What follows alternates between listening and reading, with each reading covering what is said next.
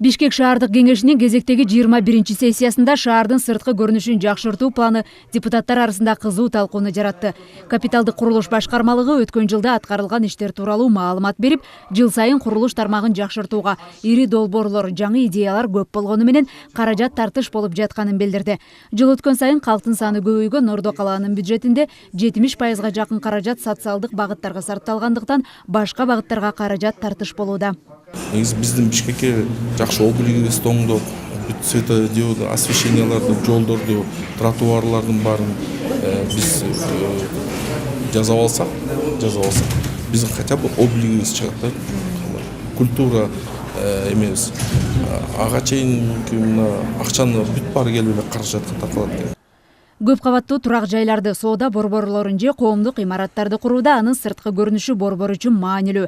Бирок Бишкектин көпчүлүк көчөлөрүндө бул талапка анча деле көңүл бурулбагандай. Сырт жактан өнүгүүгө тажрыйба алган менен аны иш жүзүнө ашыра келгенде чабалдыктар байкалууда. Каражаттар жетпейди, анткени биздин бюджеттин 75% бул социалдык тарапка жиберилген. Калганда болсо ошол мектептерди куруу. Андан кийин дагы социалдык имараттарды куруу боюнча. Ошол баягы государственный частный или муниципальный частный партнерство деп коет, ал багытта тилекке каршы иштер жүрүлбөй жатат. Буга чейин курулуш таштандыларды кайра иштетүүчү жана шаарды көрктөндүрүүчү багытындагы адистер Алматы, Стамбул, Минск шаарларына барып, тажрыйба алмашып келишкен. Бирок бюджеттин аздыгын эске алганда ал жактагы пландарды ишке ашыруу реалдуулуктан алыстай туюлат.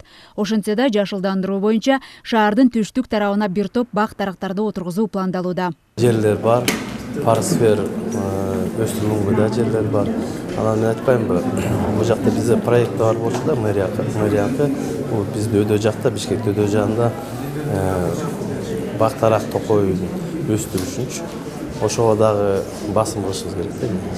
Жакынкы мамлекеттердеги 3 шаардын жалпы жылдык бюджетин салыштыра кетсек, Бишкек шаарында 955 миң калкы менен 7 миллиард 934 миллион сом же 1 миллион 104 миң долларды түзөт. Астана шаарында 814 миң калкы менен 427 миллиард теңге же болбосо 1 миллиард 300 миллион долларды түзөт. Ал эми Ташкент шаары болсо 2 миллиондон ашык калкы менен 1,5 триллион сум же болбосо 3 миллиард доллардын тегерегиндеги каражатты түзөт. 2016 жылга чейин шаарга 130 миллион сомдун тегерегинде гана каражат сарпталса, учурда 1 миллиардка жетти. Ал эми жер алдындагы өтмөктөрдү көбөйтүү, жеке менчик турак жайлар жайгашкан көчөлөрдү көп кабаттуу имараттарга алмаштыруу жана бак дарактарга басым жасоо, эс алуучу сейил бактарды куруу иштери жакынкы 5 жылдыктын планына киргизилди.